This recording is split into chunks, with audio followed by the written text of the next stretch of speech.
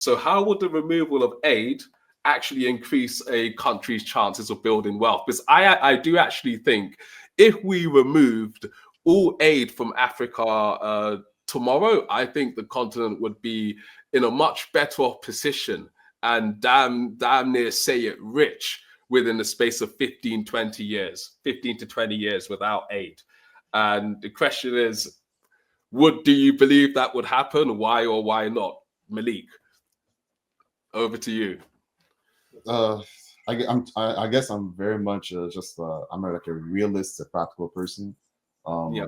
So for me, it's like maybe I have no choice, right? Because the opposite, having aid hasn't been working. As we did some research before we launched this, like so I checked. Rwanda is one of the highest countries that receives aid. Funny enough, but the country that receives the most aid in Africa, let me just double check, is Ethiopia. And if you look at the top 10 countries that receive aid in Africa, they're actually wealthier countries, and some of the poorest countries don't receive aid. So what basically says is like, yeah, it doesn't matter. Like and we need to focus on self-reliance. We can't be dependent on other countries. But that's what's been going on for too long, and it hasn't been working. And whether it's a driving force to our success, I don't know, right? Because I don't think aid. I also don't think aid is the sole reason why we're not where we're at either, right? So it's one of the major factors. But I don't. Is it the aid? Is it like a top three? Because people talk about governance, you talk about cultural mindset, attitude, or you talk about economy, you know. So yeah, because I don't think aid really plays that big a role in any of these things, especially the mindset. I think mindset, cultural shift is what really matters.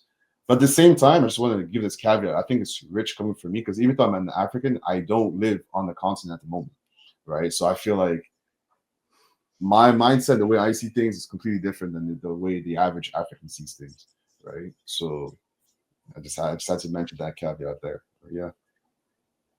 Yeah. Okay. Charles. Yeah. Yeah. As you. So, Malik, please confirm that I heard this correctly. You said that you checked, and most of the countries receiving aid in Africa are the richer countries, or countries that are actually doing better off, while those the poorer ones receive less aid. Is that what you said? So if you look at the top 10 countries, like I'll just list them out right now: Ethiopia, Nigeria, Congo, Kenya, Tanzania, Mozambique, Uganda, Niger, Ivory Coast, South Sudan. That's 10, right? So out of like that 10, you can see like 5 or 6, like so Ethiopia, Nigeria, Kenya, Tanzania, Mozambique, Uganda, Ivory Coast. Like those are countries in the upper echelon of Africa. Those are the absolute figures, though. I think it may be more important to see aid as a percentage of their fiscal budget. Because, yeah, Nigeria, considering how large Nigeria is as a country, they receive, I think, $4 billion in aid each year. So it's a large figure, but as a percentage of its budget, it's actually quite low. Whereas for Malawi, they will receive $500 million, but it's a big part of their budget. Yeah. Okay. Yeah. So I'll just end with this, right? There's this popular saying, give a man fish and you feed him for a day, teach him to fish and you feed him for a lifetime. Now, people say that as a way of saying, well, you need to develop people. You need to not just give them something on a short term. But you know what? If I'm hungry right now, if you're going to teach me how to fish, it's useless to me if I die before I learn how to fish. So what is most productive is give me fish now, let me eat and survive, then teach me how to fish. So there has to be a balance. You can't just do this yanking and say, well, you have to just toughen up and toughen up and toughen up. No, I think that Africa is still struggling. There are immediate needs that need to be addressed, and those needs should be addressed with aid, while on the immediate and long term building capacity for Africans to be self-sufficient so that with time in the nearest future, they don't have any dependence, any need for such aid anymore. I think that's a much more productive way of looking at it than saying, well, if you remove aid, Africa is going to be so prosperous within a couple of decades. I don't think there's any evidence for that, but that's my solution.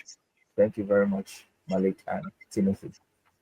No, thank you for your contributions. Thank you for your thoughts there. I guess I will expand on that point I made about how Africa would become rich within 15 to 20 years' time without aid. And my reasoning behind that is the fact that there is already a lot of money within Africa.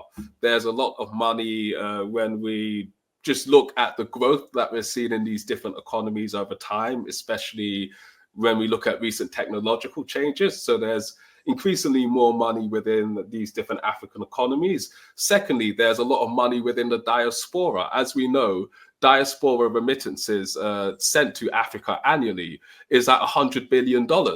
That's more than the aid donations and foreign investment, total foreign investment for the whole continent combined, or it's more or less at the same level. So there's those resources of money over there. And then there's the fact that Africa is rich in so many different kinds of natural resources. And there are ways that the continent's private sector can utilize those resources when it comes to the natural resources, the land, as well as diaspora remittances and donations. And that is the thing, when you actually look at the data, you see whether it's foreign aid or the diaspora remittances, those two on their own are $150 billion that are being directed into Africa's economy each year, or approximately like 5% of the whole GDP. And part of the reason why you don't see them making as much of an impact is because a lot of it is just going towards providing the fish and not actually creating facilities and infrastructure that helps to, find and catch fish. Again, that diaspora money, instead of using it to pay school fees or to help people get by and pay bills, I think it should be more directed into banks, the stock markets, businesses. And yeah, again, it's just doing business. I think removing aid will force different African governments in particular to operate more like businesses and kind of get in, move away from a European style of governance, which is one where the state is playing more of a central role, and kind of get into that Hong Kong, Singapore, UAE style. They do business, that is what the foundation of what they're built on. And you see that they are presenting the economies of the future. And I just see it as that Africa has to just do business. That is the way the world works nowadays. And I think aid hampers that attitude and initiative to move in that direction. Well, it's been great to have this discussion. Thanks again to Malik and Charles for showing up and joining. And yes, every 2 weeks, fortnightly, we'll be dropping episodes talking about these big picture issues surrounding Africa. This one is on aid, but there'll be other ones where we'll talk more about the Africa Continental Free Trade Agreement, the diaspora, the stock markets, a whole range of topics. But again, thank you to you guys for joining us and for listening. Please remember to like, share, and subscribe. Check out our Substacks if you like what you hear from us and our insights. Have a look at our Substacks. Mine is United States of Africa Substack, and then Malik and Charles, if you have anything of yours that you'd like to plug, get it in now, and then we're gonna finish up things. Yeah, you can check out my YouTube channel and Substack, Critical African Thinkers. You can check out my crime fiction novel Hotel Shendam on Amazon, and my collection of poems as well on Amazon. So yeah, thank you. Great. Yeah, I don't. Yeah, just check out my Substack. That's $4, and that. Hope you guys have a good rest of your day. Yeah.